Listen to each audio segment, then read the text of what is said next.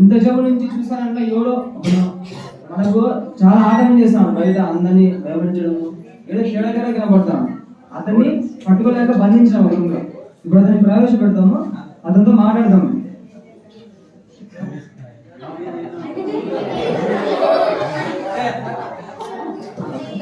ఏమైనా చెప్పు, ఎవరు నువ్వు? ఎవరయ్యా నువ్వు? ఇవాళ ఉన్నారు ఇక్కడ, ఇక్కడంతా మా వాళ్ళే ఉంది. మా వాళ్ళే, వాళ్ళ కోసం ఇక్కడికి వచ్చాము. ఎందుకు మీ వాళ్ళేనా? అందరూ మా వాళ్ళే. మరి మీ వాళ్ళు ఉన్నప్పుడు మీ వాళ్ళ దగ్గర కూర్చోవచ్చు కదా, నువ్వు అందరికి ఎందుకు ఆటంకం చేస్తున్నావు? అమ్మో ఇక్కడ మా వాళ్ళు ఏదో ఉన్నారని వచ్చాను కానీ లేకపోతే ఈ చుట్టుపక్కల కూడా వచ్చేవాడిని కాదు. ఏదో మీ వాళ్ళు ఉన్నారు, నువ్వు వచ్చినా అంటున్నావు. మరి దగ్గర కూడా ఉన్నప్పుడు వెళ్ళిపోవచ్చు కదా, ఏం చేసుకుంటావు? వచ్చాను కదా మా వాళ్ళు ఉన్నారని. మీ వాళ్ళు ఉన్నారు, మరి మీ వాళ్ళు ఉన్నారని ఇప్పుడు వెళ్ళి వీళ్ళందరూ మా వాళ్ళే. కాదు, దేవుని బిడ్డలు, దేవుని సన్నిధానం, పరిశుద్ధులు మాత్రమే ఉంటారు. నీ వాళ్ళు ఎవరు ఉండరు. కాదు కాదు, వీళ్ళందరూ మా వాళ్ళే. మీ వాళ్ళేనా? ఇంకా సరే, మీ వాళ్ళు ఉండడానికి నేను ప్రూఫ్ చెప్పి నమ్మాలంటే వారానికి 7 రోజులు, వారానికి 7 రోజులు ఉంటాయి. 7 రోజులలో 6 రోజులు నా దగ్గర పెట్టుకుంటాను. ఒక్కరోజు మాత్రం వాళ్ళ దేవుని సన్నిధికి పంపిస్తాను. ఒక్కరోజు దేశంలో ఉంటారు సరే, కానీ ఆ 6 రోజులు మా దేవుని పరిశుద్ధ అందరూ కలిసి ప్రతిరోజు వాక్యం చదువుతున్నారు. తర్వాత ప్రార్థనలు 6 రోజులు వచ్చారు తెలుసా నీకు? వీళ్ళ వీళ్ళ వీళ్ళ వీళ్ళే వీళ్ళ ఆలే. నీకు కోసం చెప్పనా? ఏదో చెప్పు. క్రైస్తవులు ఎప్పుడు తరతలాడుతుంటాయి. ఎందుకని చెప్పనా? చెప్పు. వీళ్ళు డైలీ బైబిల్ చదివితే అంత ఇంత నడిగి ఉంటాయి, కానీ వీళ్ళు అసలు బైబిల్ చదవని, వీళ్ళు చదవనీయకుండా చేస్తా కాబట్టి తెలుసు. అది దేవుని యొక్క పరిశుద్ధ గ్రంథం, దేవుని వాక్యం అందులో ఉంటుంది కాబట్టి దాన్ని జాగ్రత్తగా చినిగిపోకుండా జాగ్రత్తగా దగ్గర పెట్టుకుంటారు తెలుసా? నీకు అన్నీ తెలుసు. బైబిల్ చదవని చెప్పు. మునుపటి కాలంలో నిద్రపోయేటప్పుడు పక్కన ఏం పెట్టుకొని నిద్రపోయే వాళ్ళు? నిద్రపోయేటప్పుడు ప్రార్థన చేసుకుని బైబిల్ పెట్టి పడుకునే వాళ్ళు. ఇప్పుడే పెట్టుకొని నిద్రపోతున్నారు. సెల్లులో కూడా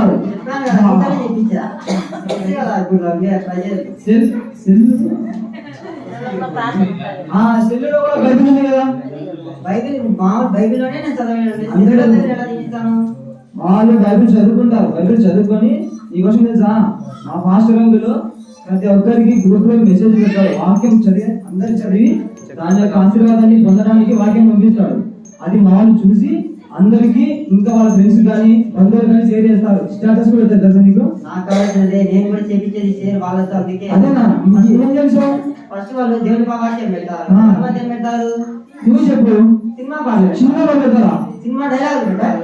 డైలాగ్ పెడతారా? పంటలు సినిమా ఎన్ని మా వాళ్ళు పెడతారు. ఏదో లోకం అంతా అటుందని మా వాళ్ళు కూడా లెక్కలకి తీసుకురావద్దు. మా వాళ్ళు పరిశీలించాలి కదా. నాకు లోకంలోనే వాళ్ళకి వస్తుంది. కొంతమంది నేను అందరి మీద నింద వేడ. సరే, ఈ కొంతమంది నువ్వు తీసుకున్న వాళ్ళు నీకేమొస్తుంది? సంతోషం. ఏమయ్యా సరేలే, ఇంకో చెప్పు. నేను నమ్మాలంటే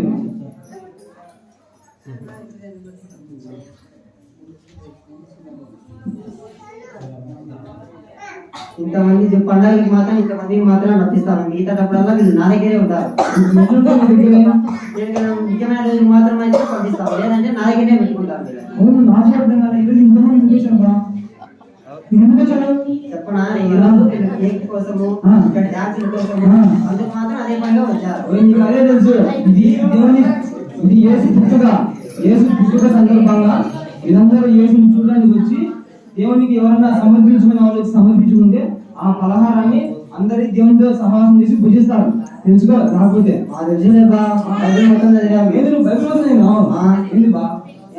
తెలియదా నీకు?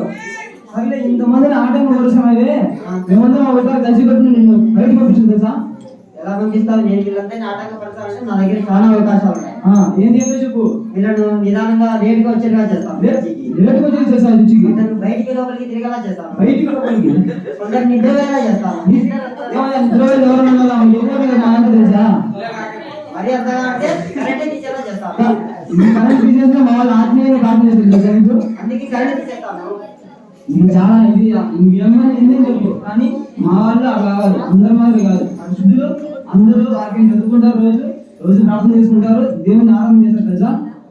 వీళ్ళందరూ చేయరు. ఇప్పుడు మేము అనుకుంటే మేము ఒక వాక్యం చెప్పి మిమ్మల్ని బయటికి పంపించాం కష్టం తెలుసా? పంపిస్తుంటాం. దేవుని వాక్యం రాయబడింది, ఒకరు కలిస్తే 1000 మంది, ఇద్దరు కలిస్తే 10,000 మంది అని. మేమందరం కలిసి ఒక మాట చెప్తామంటే నువ్వు బయటికి వెళ్ళిపోతుంది తెలుసా? చెప్పమంటా? ఏ సత్యమే చేయం. యేసుకి జయం. అందరికి యేసుకి జయం. యేసుకి జయం. యేసుకి జయం. యేసుకి జయం. చూసారండి? అందరం కలిసి అందరం ఐకమత్యంతో దేవునికి ప్రార్థన చేసినాం కాబట్టి సాతాను మన దగ్గర నుంచి వెళ్ళిపోయింది. సో మనం కూడా కుటుంబ ప్రార్థనలు, వ్యక్తిగత ప్రార్థనలు ఇవన్నీ చేసుకుంటే మన దగ్గరికి ఎటువంటి సాతాను రాదు, ఎటువంటి ఆపద రాదు. అందరికీ ఒకసారి హ్యాపీ క్రిస్మస్.